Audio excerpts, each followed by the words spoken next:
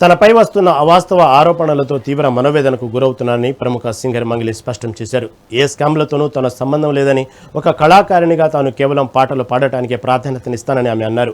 పేదరికం నుంచి ఎదిగిన తనకు డబ్బు విలువ బాగా తెలుసునని, తప్పుడు ప్రచారాల వల్ల గత నెల రోజులుగా తన ప్రొఫెషనల్ లైఫ్ దెబ్బతిన్నదని ఆవేదన వ్యక్తం చేశారు. తాను ఎలాంటి తప్పు చేయలేదని, పూర్తిస్థాయి విచారణ జరిపించాలని అధికారులను కోరారు. తనపై కుట్రపూరితంగా వ్యవహరిస్తున్న మధు నాయక్, హిమాకాంత్ రెడ్డి, రామావత్ మధు, సిద్ధు, సుబ్బారావులపై డీజీపీకి ఫిర్యాదు చేసినట్లు ఆమె వెల్లడించారు.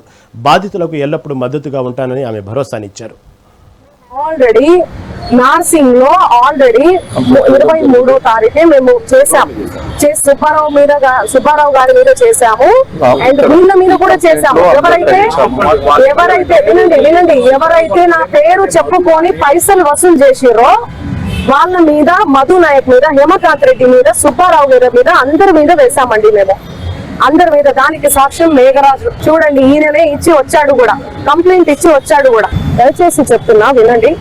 ఈ రోజు అయితే చెప్పండి. డీజీపీ గారికి, హిమకాంత్ రెడ్డి గారికి, డీజీపీ గారు, అడిషనల్ డీజీపీ గారు, రమావత్ మధు, చూడండి రమావత్ మధు అండ్ సుబ్బు సిగపోగు అండ్ హిమకాంత్ రెడ్డి ముగ్గురు ఫెయిర్ ఇన్వెస్టిగేషన్ కోసం నిజానిజాలు తేలాలే. పాపం ఆ బాధితుల పైసలు తీసుకొని ఏడబెట్టిరో కూడా వీళ్ళు తెలీదు. సో అందుకని మేము ఇచ్చాము. బినామీ అకౌంట్ ఓపెన్ అవ్వాలి. థ్యాంక్ యూ సో మచ్ అందరికి. Thank you so much. నేను మళ్ళీ నా పాటతో వస్తాను, ఓకేనా?